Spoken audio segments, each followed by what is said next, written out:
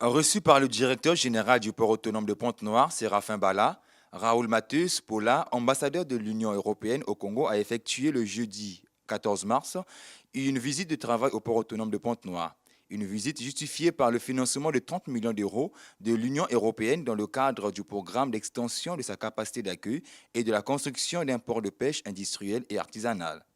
Pour permettre aux diplomates européens de toucher du doigt les réalités du port autonome de Pointe-Noire, une vidéo ainsi qu'une présentation du plan d'urgence du développement du port a été faite par le directeur général du port.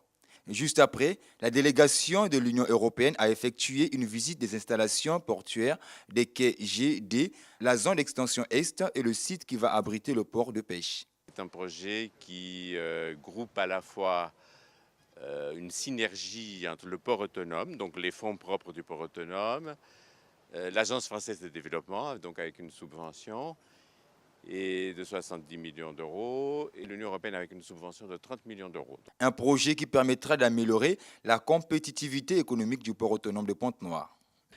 Dans le cadre de ce programme, donc il y a ce volet d'abord d'amélioration de la compétitivité des infrastructures actuelles en étendant les quais aujourd'hui qui vont servir au vrac et au trafic de vrac et conventionnel, hein.